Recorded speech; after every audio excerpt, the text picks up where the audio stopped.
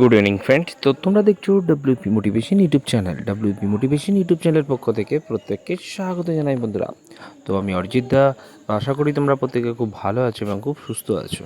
তো আজকে তোমাদের কী বিষয়ে ভিডিও করতে চলেছি, তোমরা টাইটেল এবং থাম্বনেল দেখে অবগত হয়ে গেছো তোমাদের কী বিষয়ে কিন্তু আজকে ভিডিও করতে চলেছি।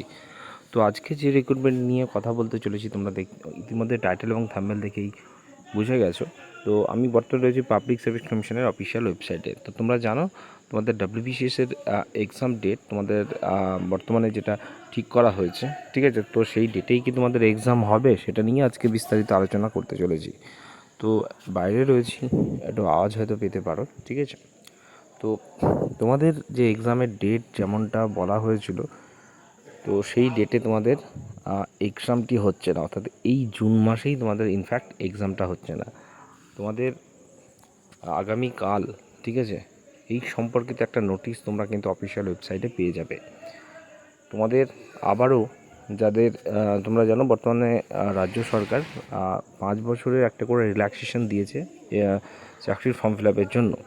তো এটা যেহেতু তার আগেই ফর্ম ফিল আপটা স্টার্ট হয়েছিল, তার জন্য তাদেরকে আবারও একটা সুযোগ করে দেওয়া হবে, অর্থাৎ নতুন করে আবারও ফর্ম ফিল আপের একটা নোটিফিকেশান কিন্তু আসবে, ঠিক আছে। এবং তারপরে জুন মাসের মিডিলের দিকে তার আবার এডিট উইন্ডো আসবে, যেটা ঠিক আছে। তো তোমাদের জুন মাসে এটার পরীক্ষা হওয়ার সম্ভাবনা একেবারে নেই, ঠিক আছে। তোমাদের পরীক্ষার ডেট কিন্তু পরিবর্তন হতে চলেছে, এটুকু তোমরা একদম ধরে রাখো, ঠিক আছে।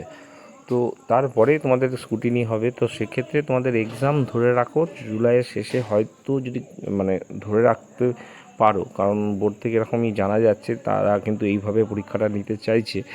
কিন্তু তোমাদের এক্সামটা আগস্ট মাস চলে যেতে পারে, ঠিক আছে। আমার যেটুকু মনে হয় আগস্টের মিডলের দিকে বা তার আশেপাশে হয়তো এর এক্সামটা হবে, ঠিক আছে। তো তোমাদের এই সম্পর্কিত নোটিশ আগামীকাল অবশ্যই তোমরা ওয়েবসাইটে কিন্তু পেয়ে যাবে, ঠিক আছে। তখন তোমরা বিশ্বাস করে নিও যে কথাটা আমি ঠিক বললাম কি না।